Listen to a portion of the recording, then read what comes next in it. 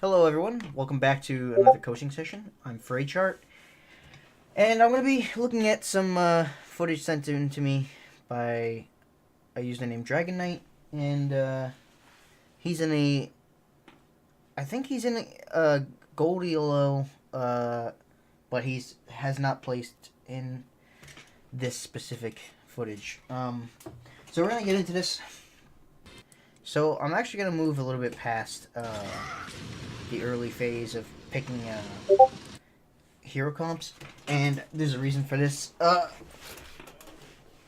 I don't believe that in I don't want to say lower ELOs because gold is actually average, but in ELOs and tiers below, I want to say below platinum or so, team comps don't really matter as much as long as you're playing a hero that you're comfortable on. It's more important than having a synergistic team composition, I think. You actually do end up with 2 healers, 2 tanks, and 2 DPS, I think, on this team. But yeah, just something small I wanted to note.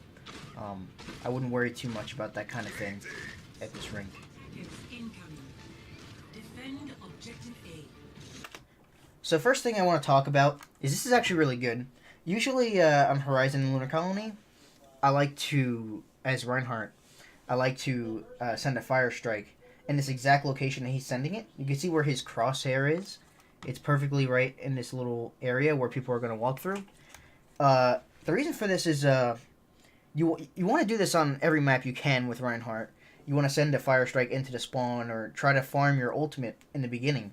And even if you just hit 1 or 2 or 3 people, well, 3 would be lucky.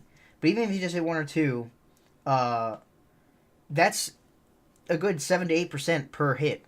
So you could be starting with 15% or 16% in the beginning of the match before a fight even starts, and that's a pretty big boost. You're just gonna get your ultimate that much quicker. And honestly, a big part of this game is farming your ultimate as fast as you can. So on this map, I like to wait until exactly 3 minutes and 55 seconds and then send it this way. And you've actually done exactly that. This is exactly how I start off each defense of Horizon if I'm going to play Ryan, which I normally don't. Anyway, you're banking on that people are going to come this way. If they don't, they don't, but it's worth the shot. And I think they do come in from the right side, so it doesn't end up mattering. So we have tried to push over to where our teammates are, and fortunately our Reaper's gotten a kill. It has nothing to do with us, so, you know, it is what it is, but it's nice that you've pushed over to where the rest of the team is.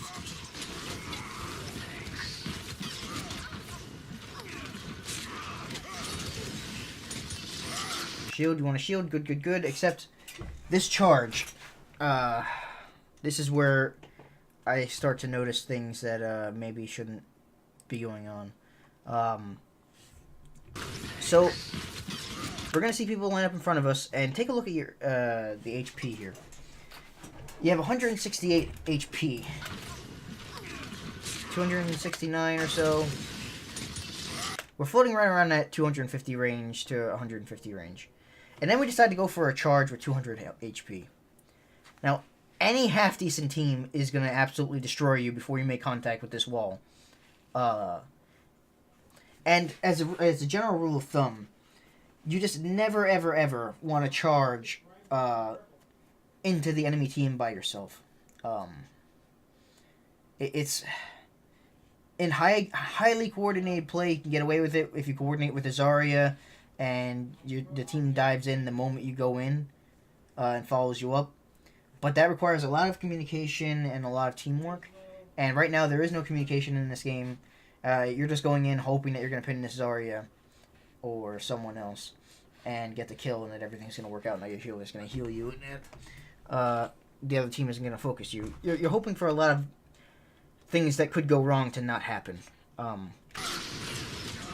And the higher you climb up the ladder, the more people will punish you for things like this. And now, uh, you've ended up, you're still quite a ways away from your team now, and you got the rest of the team, the enemy team, staring at you, and you don't have too much HP. Now you're gonna get healed and everything's gonna be fine, but in a higher ELL game, it wouldn't go down like this probably. You'll start to get punished for things like this. So, as a general rule of thumb, what I say most of the time to Rhine players is that you want to have an idea when you hit shift. Well, I don't think you're using shift. I think you're using numbers on top here. But when you hit your charge key, you want to have an idea in your head of where the charge is going to end. The most important thing is where the charge ends. If where it ends is not an ideal spot that you want to be, you really shouldn't do it. But we're going to shield, we're going to back away.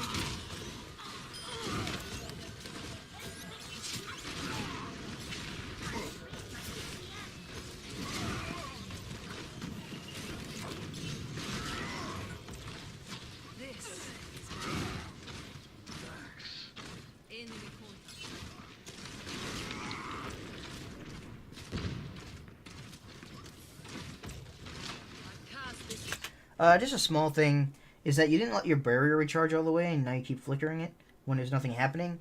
You want to go into every fight, every single fight with 2,000 HP barrier.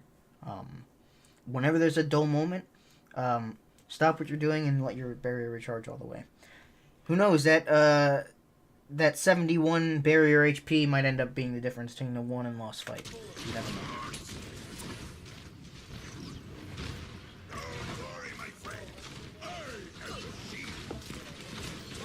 So we're going to take the same approach here. I do want to back it up a second. Team is going to sit up here, and we're going to try and get our barrier between the McCree and our Ana.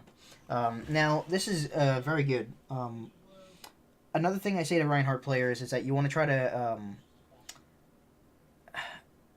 to be the wall in between where the primary source of damage is on the other team, or the most dangerous source of damage. Be that wall in between them and your most vulnerable targets on your team. So in this specific instance, you have to identify where the biggest threat is on the enemy team and cut it off from your squishies. And so we try to do that here for a second. But then we drop shield. And we're going to start swinging. Now, the Reaper and his Zarya have pushed up a bit far.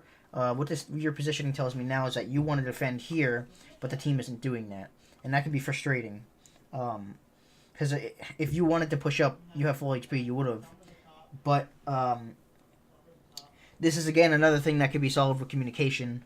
Telling them, hey, guys, I want to defend here, as opposed to just sitting here and hoping that the rest of the team is going to turn around and see that you're not with them and back up, which is not going to happen, obviously. It's just not something that people generally do. Now, again, we've just charged recklessly into the enemy team. I understand there's a couple picks, but we could take this fight a little smarter. Now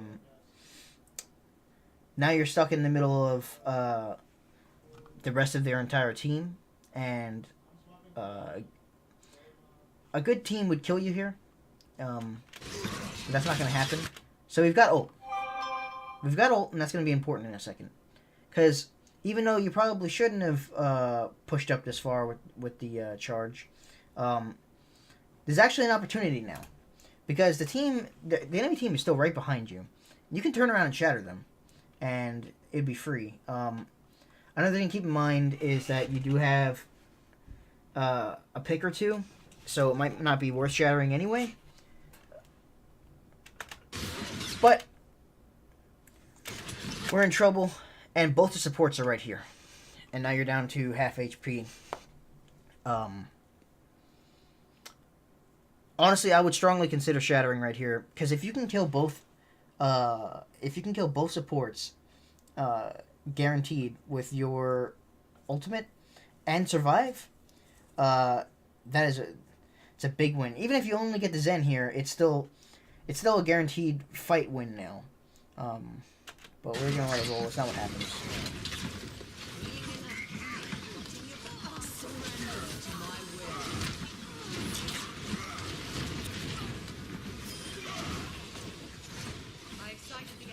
Team ends up cleaning up. Now, this leads me to the next thing I wanted to talk about, is the blocking of trash damage, is what I call it. This is a cardinal sin that you see a lot of, lower ELO Reinhardt players and tank players in general, but mostly Ryan, do this, where they'll feel the need to block damage that's unimportant. So we're going to see damage coming in, and we're going to hold up our shield. And we're going to take over 300 shield damage of unimportant damage. That is a diva pounding on the shield from all the way over there, and she does next to nothing from there, because her spread is so high and her damage fall off is so steep. But against your shield, the spread doesn't matter as much because the target's so big. And you gotta ask yourself, would it be so bad if the damage that's coming through right now were to hit me or this Bastion? And the answer is no. Because it would all it would do is get healed up by your supports. And it would just charge their supports. Your Moira just used the ult in the fight before. And taking 100 or even 200 damage is not going to be the end of the world. Your healer will just heal it up, charge their ult, and your barrier will be full HP. Instead now, your barrier is going to be almost 25% the way depleted by the time this fight even starts. Okay, beyond 25% now. We're still blocking nothing.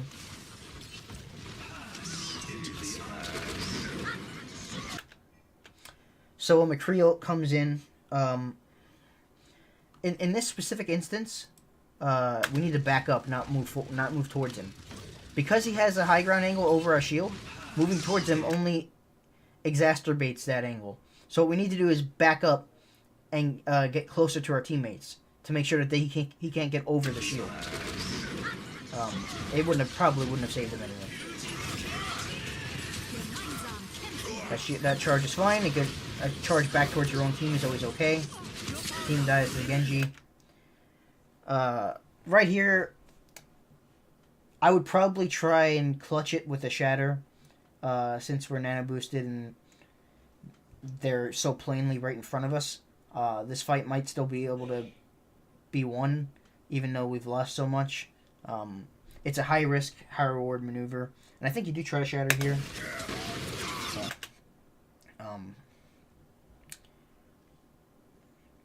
we're gonna have Fire Strike up, and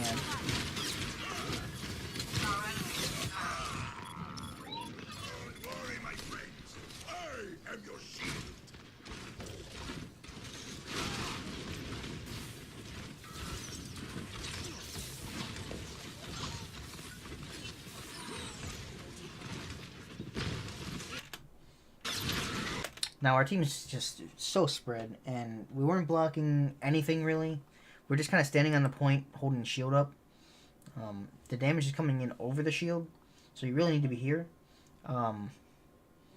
Or the Bastion needs to be here. But we're just kind of standing there doing nothing. And in this game, the one thing you can never, ever, ever be doing is nothing.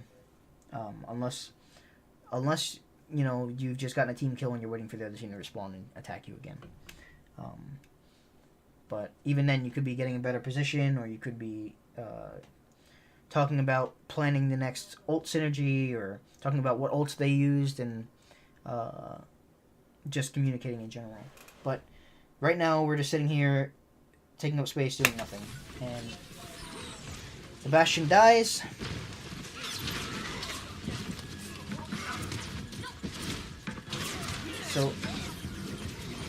So you've shown me here that you know how to juggle in one direction, which is good. Because Zarya's trying to move this way, so what you want to do is keep letting go of the left click once you use it. And then, right as the swing ends, let go of the left click, and then hit it again, and you always swing left. This way you prevent the Zarya from moving right, because the knockback keeps pushing her back to the left. But then we stop doing it, and we push her out of our range. I don't know why we stopped doing that. Nothing to say here, other than that, it's a good grab by the Zarya.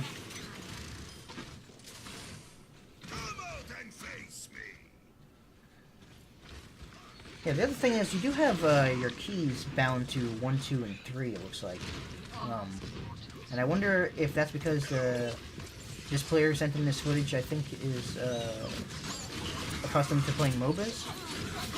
But it is very strange. It's very strange because in order to take your finger and hit the 1 button to charge, you'd have to take your finger off of A in order to you'd have to take your ring finger off of A and push it up to 1, which means you cannot move left and hit charge at the same time, or hit your shift ability at the same time. And 2 is the same thing. You can't move forward and hit 2, or you can't move right and hit 3. So it does limit your movement while using such abilities, unless you have them bound to your mouse. But I have a feeling that because this player is a MOBA, not MOBA, a MMO player. I don't know if I said MOBA before, but I meant MMO. Because this player is an MMO player, they're just likely used to using the number keys, and I wonder if that's why this person is using those keys. But I wouldn't say I would say it's probably not ideal.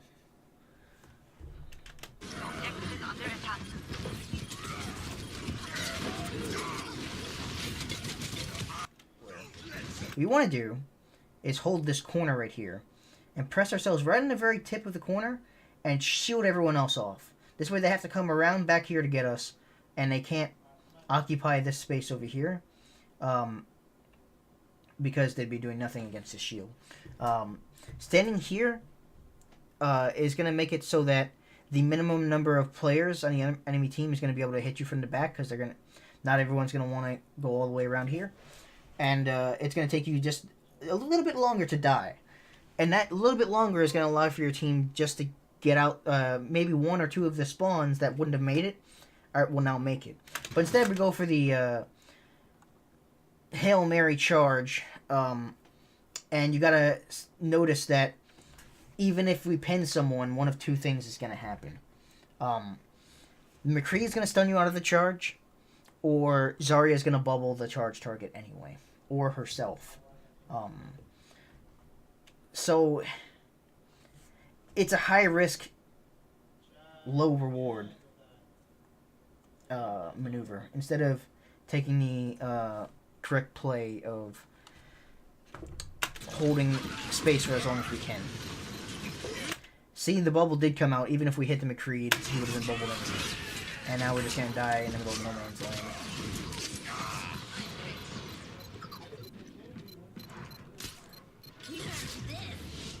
At that point, it is all about stalling for the maximum amount of time. If you had been able to stall for another 4 seconds, those 4 seconds might matter at some point in this game. So yeah. Anyway, it becomes about draining as much time as you can, or saving as much time as you can for your teammates to get back, or even just draining the clock. Making any call-outs anyway.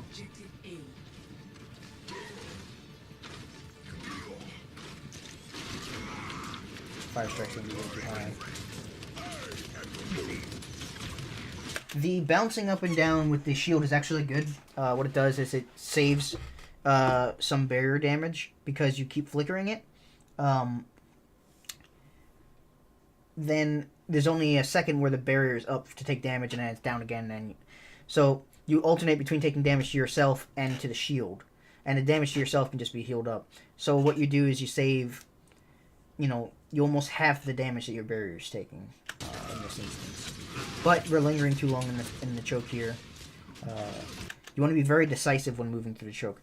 It is get everyone through and get out as quickly as possible. Do not linger. Do not try to throw another fire strike. Do not stand there and take more barrier damage. See, right now we're taking damage for no reason. Everyone's everyone's to safety. Maybe this on it. Okay, never mind. We gotta keep the barrier down. We gotta keep the barrier down here. Alright. So on his past, right? We dropped a shield. We have to recharge this one almost 1,000 damage. I guess 860 damage on the shield.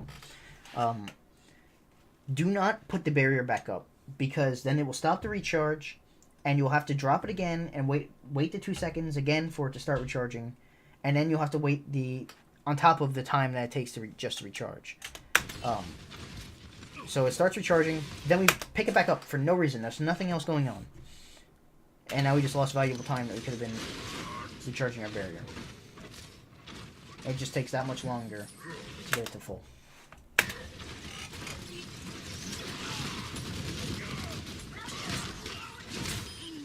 So Genji's on the back line. He gets punished for it, for using his cooldowns. You should get flashbanged here 100 out of 100 times. I have no idea how you don't get flashbanged here. This is totally too far of a charge into the other team with no sort of planning at all. No communication, nothing.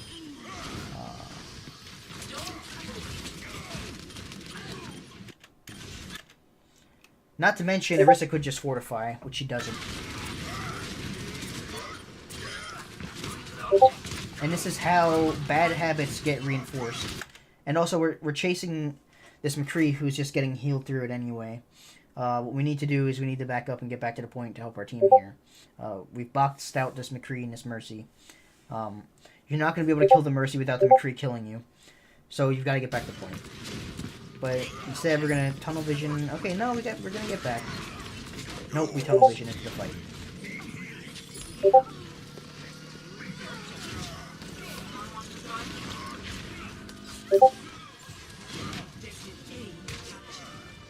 Commence attack on objective B. I want to go back a second. I want to point out something with the fire strike on this end. Also, you should be dead there. Okay, so this Zen is stuck in this corner. What you want to do when you go for fire strikes, you shouldn't aim at the hero. You should aim at a spot. I like to aim at a spot that I think that they're going to go to, or that they need to go to. This Zen must get through this door. He has to, or he's going to die.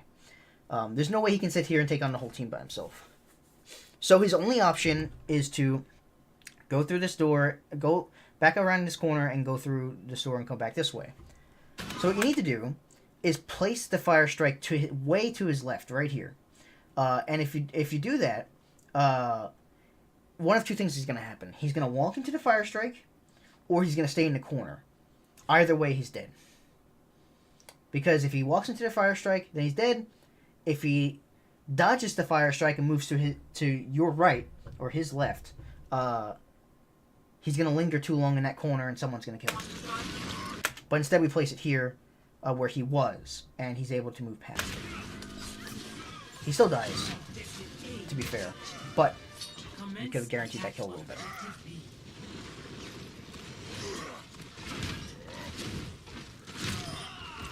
Again, this Genji using his cooldowns, and can't get out. He lingers too long, but I do want to point something out. Anytime you're face-to-face with a McCree like this, you've got to anticipate the flashbang. Either put up your shield, or even put up your shield and raise it a little bit, because sometimes McCree's try to get it over your shield. But because your shield is down, he's probably not going to try to throw it upwards. He's probably just going to throw it right at you. So if you put up your shield, it should be enough. But instead we go for a greedy fire strike, and we get flashed and almost die.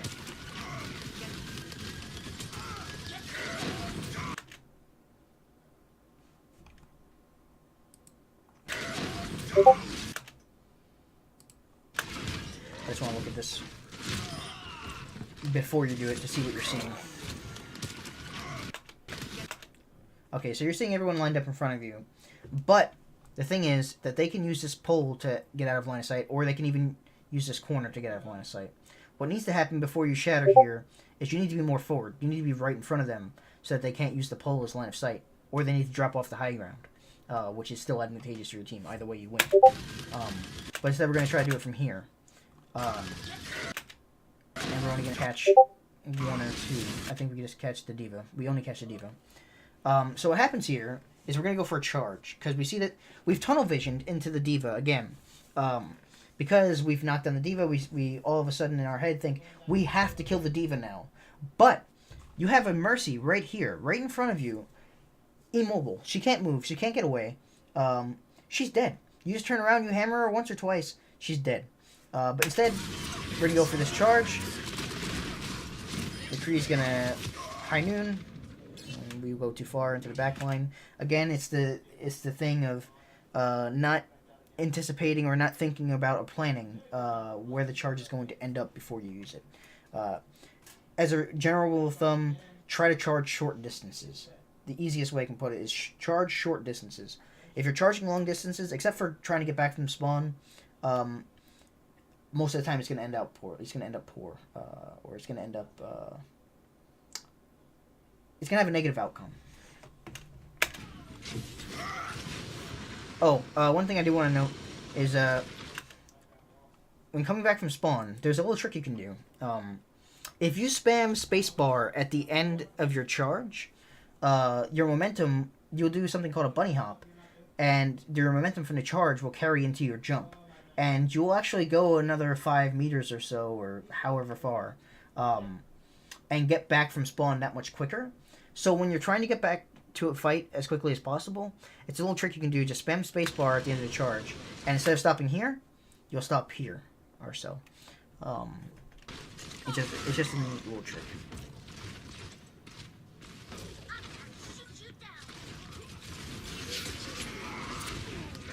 Good, hit a few people with that fire strike, charge your ult pretty good. On one hand, a good thing happened there, and on the other hand, a bad thing happened there. Hold on. So they have an Orisa now, as you're going to see in a second. Barrier here. This barrier is way too far. It's way too far up. Now the team is forced to either play around this barrier that's too far up, or play back and not use the barrier. So what you can do is you can deny them using the barrier by... you can deny them both options, really. By pushing... What you can do is push up past the barrier and set your barrier up around this corner, and have your team come in behind you right here. And now you can shoot into them unabated, because they don't have anything to protect themselves other than Diva's defense matrix. Because this Orisa shield is going to be on cooldown for at least another 5 or 6 seconds. And they're just not going to have anything other than matrix to defend themselves with, which only lasts so long. So you can nullify this barrier by walking past it and setting up your barrier here. Then your team can walk through and deal damage as they wish. And if they don't push themselves back, they're going to die. But, on the other hand, a good portion of your team is still coming back, and not everyone is here yet. So, we're going to walk past the barrier. We're swinging instead of using the barrier, which is not necessarily great. I understand you're trying to build ult charge here, but it's a risk. You could get CC'd by the McCree or one of their other heroes, and only negative things can happen. But, like I said, you want to be there with the shield to nullify this barrier. Walk past it, set up, barrier nullified. And again, you gotta wait for the team to be there too. Okay, we're taking way too much damage, too much trash damage there. Our shield is now broken because we blocked useless damage again. So like here, we decide, okay, we're going to try to go in. Nah, it's not working. Okay, we're going to get healed up. Now it's time to just recharge the barrier, get healed up, and go again when you have full health and a full barrier. There's no reason to keep peeking and taking damage on your shield. But there's nothing happening here. Now we have a broken shield.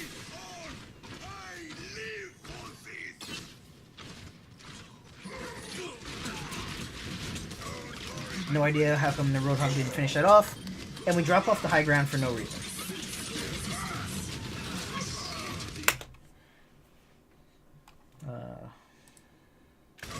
We have an advantage. Oh, we didn't drop off the high ground. Orisa pulled us off. Okay. Never mind. But even then, you can block that with your shield, and you should have been blocking. On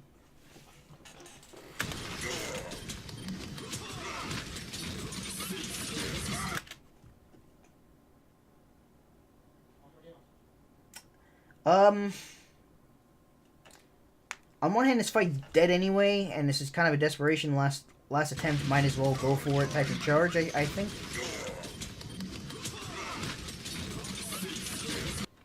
The Diva's behind us, pounding us in the back. If we stay here with our shield up, we're dead.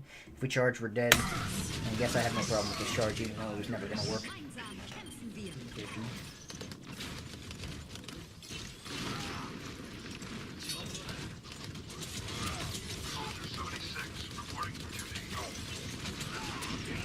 It's a good Fire Strike placement. You can get the farm roll. Think of your Fire Strike as an ult farming tool. Again, taking too much barrier damage. So this is another thing that could have been avoided. Take better positioning. Actually, we're gonna talk about positioning for a second here. Okay, so we get a good Fire Strike. We've almost charged up our ult, which is nice. Now it's simply time to sit back and wait for your barrier to recharge. But instead, we're gonna keep pushing the ante, and we're gonna move past this cover. Think of this corner as a safe zone, right? The other team has to move past here to kill you. And walk basically into your team. It's basically suicide. Try and go in there and kill you. The nice thing about being here is if you're taking too much damage on your shield, you can move back around this corner and hide and wait for your shield to recharge. You give up that advantage when you move past this tree.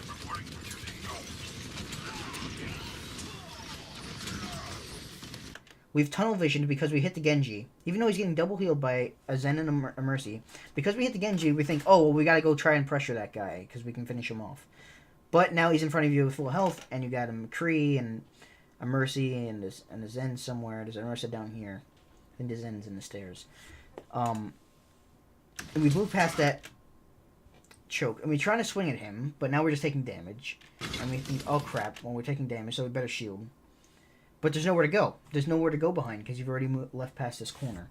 And now we're just going to stand out in the middle of the open and try to stand here. Instead of standing here and shielding, or instead of backing around this corner, we're going to stand here, take all the damage on our shield, then stand out in the middle of the open, take almost 300 damage or 250 damage, get a Fire Strike kill, and die. All of that could have been avoided with better positioning.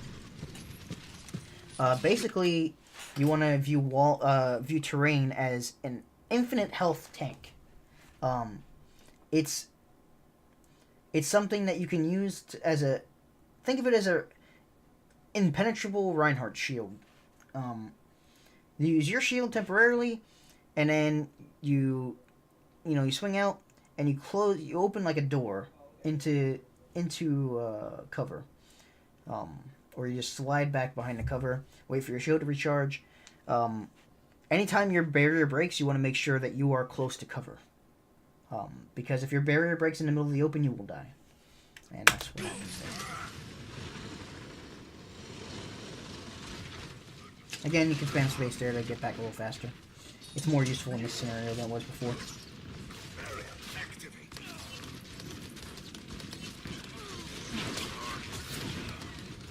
We need to shield that hole. Now again, this Genji just comes up and feeds. We're pushing around this corner for no reason. We drop the shield for no reason.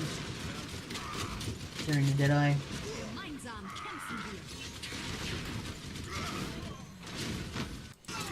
We don't need to push around this end. I think I'm seeing a tendency of wanting to keep moving.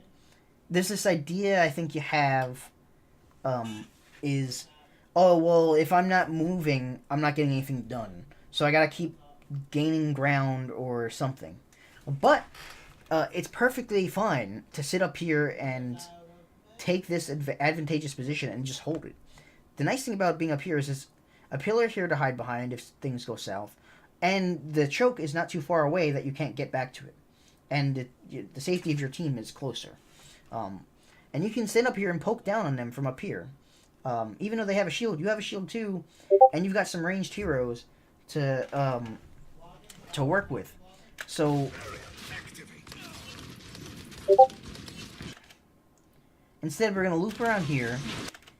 And now we've put ourselves against the wall. There's nowhere to... We can't back up to use this LOS ourselves to get out of line of sight using the floor. The nearest cover is here. It's too far. There's one pillar here that can be... That can be, you know, moved around to gain a better line of sight of you. And there's basically nowhere to go. And we put ourselves in a bad position. So we're just going to keep gaining ground for no reason. When we could have stayed back there and killed them from afar. See, if you had been back there, you could have shielded your team. Ana could have slept the McCree easy. The soldier could just poke down on them from the range. And the game is easy. These Arista barriers are way out of place. So now, I want to talk about something for a second. So, the fight's done. This fight is absolutely unequivocally done. There is no way, absolutely no way you will win this fight. And I think that by pure happenstance, you actually get out here because you're trying to charge this diva. But really, you've inadvertently done the right thing. You need to get out. And the first thing I would do... Excuse me. The first thing I would do in this situation would be to charge out of there and try to get back to my team's spawn. You kind of accidentally done that. And this Adversa barrier is just so far out of place that it's unbelievable. We've gotten out, but now we're going to go back in. There is no way. This fight is done. You're trying to salvage a dead fight. And what you're going to end up doing is delaying your death and making it a longer period of time that your team has to wait to come back in.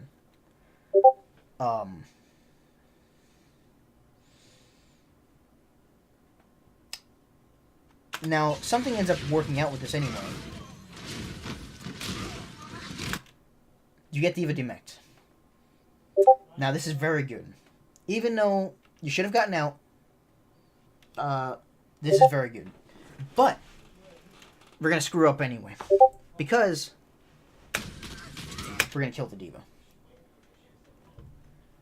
What needs to happen here is you need to demech the Diva and leave her out of mech. It's going to take her much longer to get back in her mech than it is going to take for her to just die and respawn.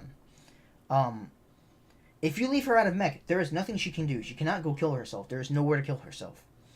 There's nowhere to jump off the map unless she walked all the way past you guys and to the anti-grav section of the map, which would be suicide anyway.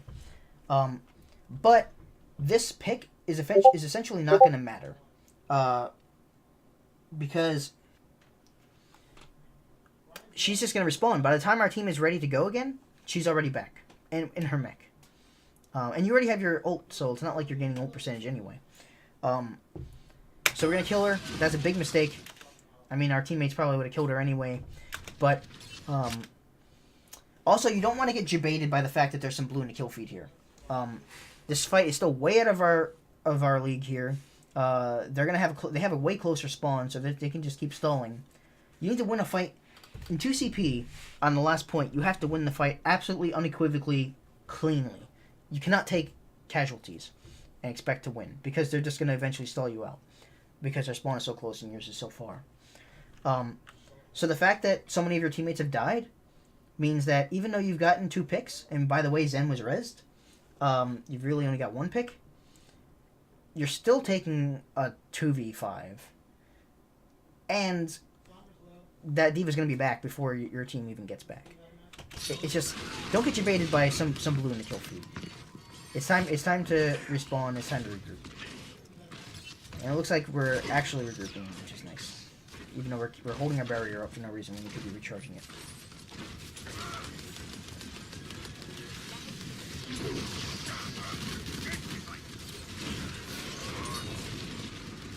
We're still standing out in the middle of no man's land when we could be standing here. We got no barrier health left. Standing out in the middle of no man's land. We're somehow not dead. Now we're dead. We wasted trance there for no reason too.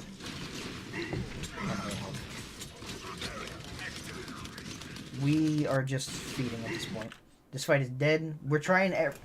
We have an over propensity towards trying to save every last person. When this guy Allen is done. This guy is done. Forget about him. Let him die. Best thing that can happen is he dies and respawns, and we regroup in 10 to 15 seconds. What you're going to end up doing is go out here trying to save him, because their whole team is staring at you. You're going to die, and you're going to feed them 500 HP in addition to Zen's 200 HP. Instead of it just being Zen's 200 HP that they can charge their ult off of, now it's going to be 70.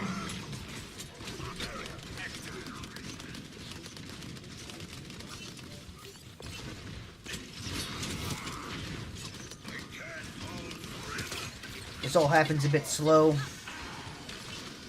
but your team is still losing the fight. Now we have no barrier HP and they're trying to move past versus barrier. You can't do that. You gotta wait for it to be full.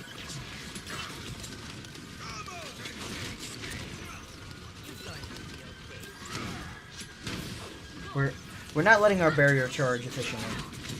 And now we're just walking into them while trying to recharge the barrier at the same time. You don't want to do that. You want to hide while the barrier recharges, then move forward. You don't want to get yourself in a one-dimensional state. Reinhardt can go aggressive and swing around and do some damage, or he can play conservative and you can play defensive and you can shield your team and you can protect yourself and all the while gain ground while you're doing it. You don't want to get yourself in a position where one of those two options is not an option. Because then you're just totally screwed. Because now you're just walking towards them with a giant hitbox. It's literally as easy as hitting the broadside of a barn, and you're walking forward and without a shield and dying. There is an impatience here that needs to be addressed.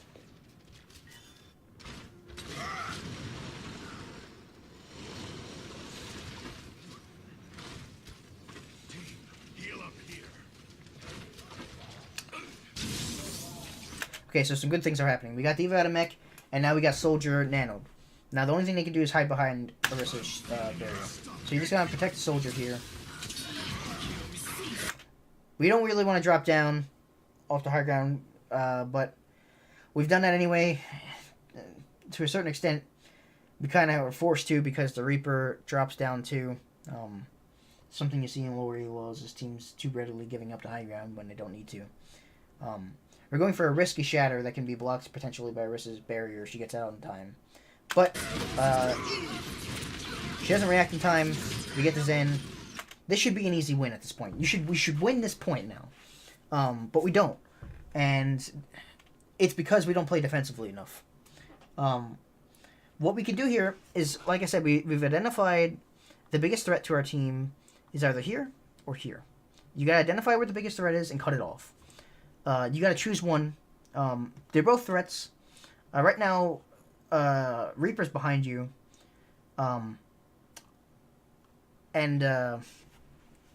He could easily die to this McCree. So you want to save him because he's a very easy shot. Because McCree, he's ulting. Reaper's ulting. And he's limited in his movement. In terms of movement speed and linear direction that he moves in. So, personally, I would probably just wall off this McCree from killing the Reaper and hope that the Zarya can protect the Zen over there and, and get that done. But instead, we kind of do neither of those things. We get put in a bad spot where we have to block two ults at once. D.Va throws her bomb behind. We have to turn around, but McCree's also high nooning behind us.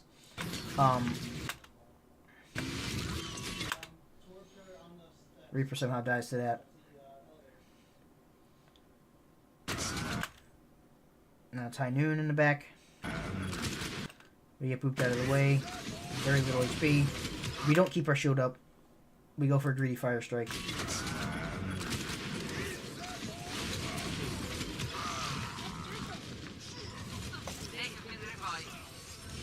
And now we waste grab. It's unfortunate. Has nothing to do with you. I mean, they're not in the voice anyway, even if you had made the call out to not use ults, so it has nothing to do with you. But that's unfortunate.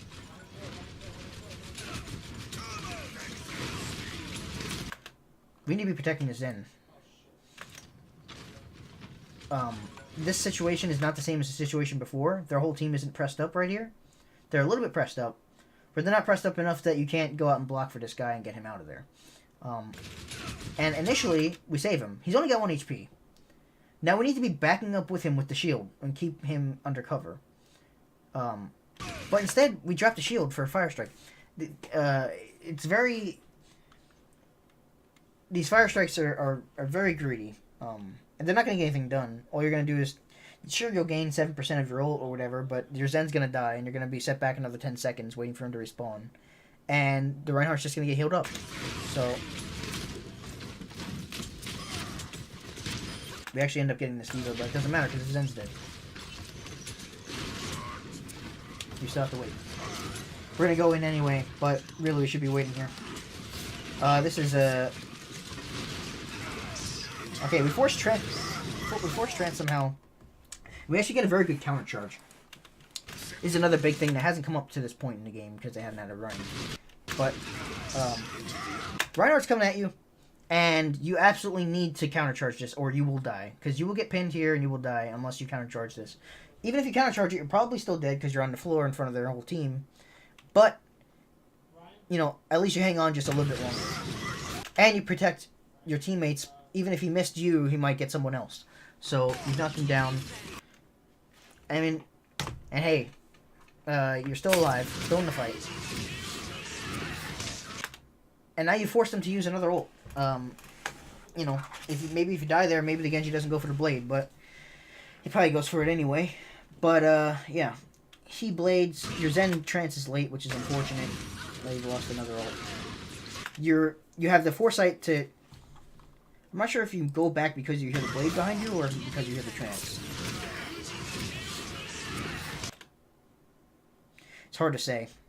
It seems like you turn around as the Zen is trancing, but I think you turned around because you heard the blade and you're trying to go protect your team. But either way, you're dead here. But the other team actually doesn't focus you well enough, and you're actually able to make it back to the trance, which is nice.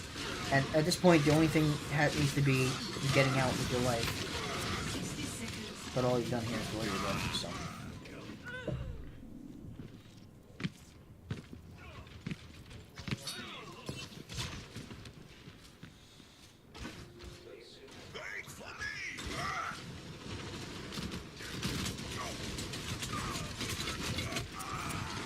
This is very bad. This is very, very extremely bad. You have full HP, 500 HP. We're going to charge. We're going to go too far. Think of this wall as the same concept as the other wall I was explaining before. We're going to go too far past the wall to the point where there's no cover. Get down to about 260 HP by the time this charge ends. Actually, maybe we're at about 300 or so. By the time the charge ends. Okay, 330 HP by the time the charge ends. 100%, absolutely, you must put up your shield right now, or you will die. And then you'll set your team back even further, and you're going to feed 500 HP to the enemy team to charge their ults. If it seems like the enemy has their ult all the time, it's because there's a lot of feeding going on right now. And, again, we go for a greedy Fire Strike. We've got to be more disciplined on the Fire Strikes. If there's any takeaway from this game, from reviewing this footage, that needs to be that you're way too greedy with these Fire Strikes. Yeah, I understand that if you land this Fire Strike, you're going to get your ult, but you're going to die for it. Also, another thing that needs to happen is you need to not go past this. When they're all standing there like that, shooting in at your team, and they're all taking that ground, what you need to do is end the charge here or end the charge here against this wall. This way, yeah, you got back to the fight, you got back as quickly as possible, and you're still safe. And then you can peek the wall and send a Fire Strike out. 30 seconds. That's not greedy because it's safe. So we actually do end the charge here this time, which is nice. You need to be getting healed here. This is sort of not your fault. You just need to be healed there. I don't know what your healers are doing now. 10 seconds.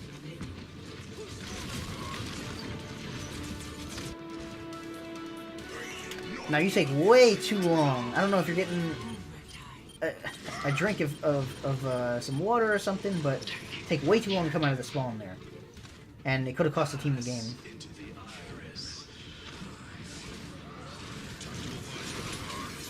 Now you got a perfect opportunity to shatter here, and you're going to go for it. But you're going to hop first when you go for the shatter, and that's bad. It's a bad habit. I actually do this sometimes too, but it's a bad habit. Never, ever, ever, ever, ever jump first before your shatter. Because then that means that it's going to take that much longer, because the hammer down only happens when you hit the ground with the hammer. So, the shatter won't go off until you make contact with the floor. So it gives the other team another 1/10 or 2/10 of a second to react to the audio cue of you using hammer down, or using your shatter, rather. Because they'll hear hammer and then down when it hits the floor, but the amount of time before down happens is going to be exacerbated, and then the Genji's going to be able to double jump over it, or the Reinhardt's going to be able to get his shield up in front of you, or they're going to be able to, the Zen will be able to the Zen over here will be able to get behind this pillar, or whatever. I think this ends up working out, but it's not a good habit.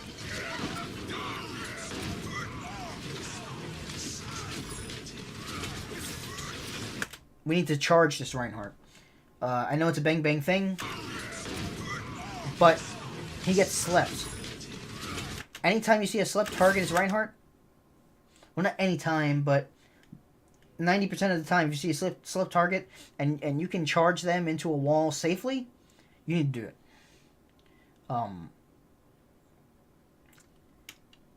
You can get an easy charge against this wall right here. Your charge is off cooldown. There is absolutely no reason why you shouldn't charge this guy. Instead, we're going to wake him up with a Fire Strike and do less damage. We're going to get pinned on him anyway, but yeah.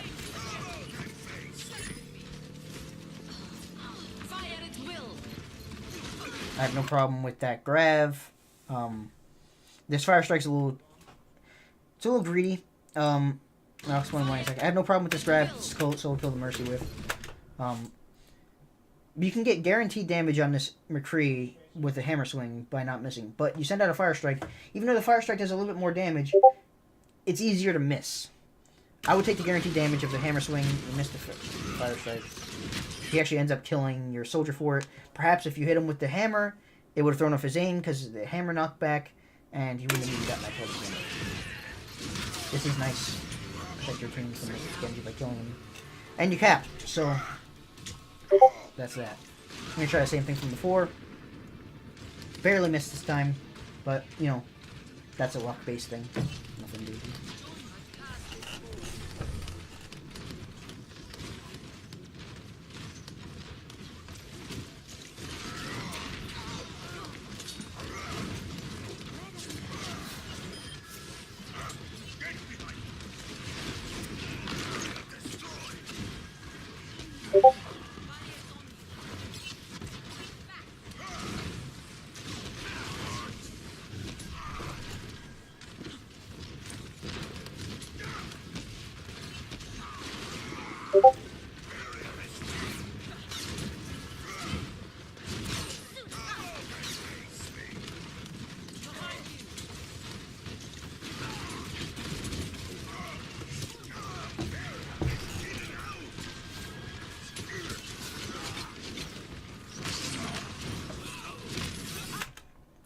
Okay. Anyway, we have very little HP and no barrier health whatsoever. We're trying to kill this Genji. We're kind of in a helpless situation here. Genji dashes through us and we're dead. Hits us with a melee and shurikens, we're dead. But no one finishes us off, which is a stroke of luck. This is little other than a team bailing you out, but sometimes teams bail you out. Sometimes you bail teammates out, sometimes they bail you out. That's just how it goes. Sometimes you bail teammates out, sometimes they bail you out. That's just how it goes.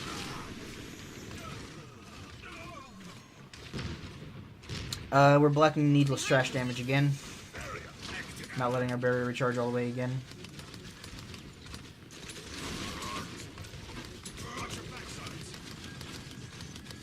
we could recharge our barrier up to full here. Instead, we're gonna take this fight with less than full HP on the barrier. 60 seconds.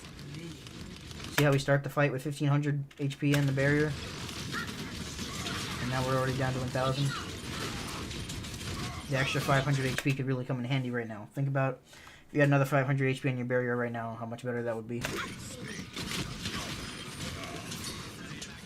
Okay, you're able to discipline yourself to put up your shield for less second, which is nice. This is the one time in the entire game that I want you to actually charge a long distance, and you don't. Zen's trance is only going to last so much longer, so you got to extend this charge as long as you can, in the hopes that his trance runs out before you hit the wall. But instead, we're going to stop the charge short instead of going a longer distance against this wall, where his trance would probably end by this point. But instead, we're going to charge him against this wall. His trance is still up, and he's going to be able to almost... actually, he could have almost gotten away, but he doesn't. But still. See how his trance was over just after you landed against the wall? If you had gone further with that, you would have killed him. Ready. 30 seconds. And the only reason you want to charge the long distance there is, again, to elongate the charge, to wait out the trance, and also because everyone else on the other team is dead, so it doesn't matter. Again, we're going to take this fight with less than full HP on the barrier. Good, we blocked the Diva Bomb without... We blocked the Diva Bomb, but more importantly, we did it without turning our shield all the way. Zarya's fine. You don't want to turn the barrier all the way this way and then make it so that anyone sitting here or here is going to die to it. You want to do it so that it's connected with this wall, so that people here are still protected somewhat, instead of turning the barrier all the way around. We're going to shatter nothing. You got to wait for the Zarya bubble to come down. We could have gotten the Zarya and the Diva there. Actually, I think we get the Diva here, but we could have shattered the Zarya and the Diva. No, we don't even get the Diva. You get nothing. Needs to be more patient.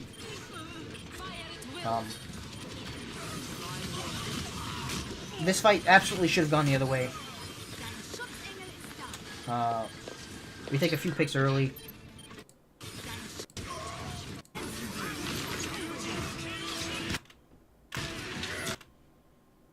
We're not really seeing things before we're shattering. We're just kind of shattering when we see things. Think of shatter like a pool, a shot on billiards or pool. You want to line up the shot first. Make sure you can get value out of it, then take it. Don't just reaction shatter. Very rarely is reaction shatter a good thing. Sometimes you need to do it, but very rarely. More often than not, lining it up and making sure you can get value out of it is better than just going for it.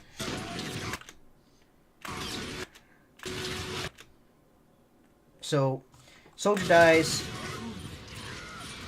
We die. This fight should be done. This fight should be done. You should lose this. I don't want to say 9 times out of 10. I want to say 98 times out of 100. Mercy gets off a miraculous res. Reaper gets a kill. It's even now. Still even. And the team pulls it off with some clutch holds. It's...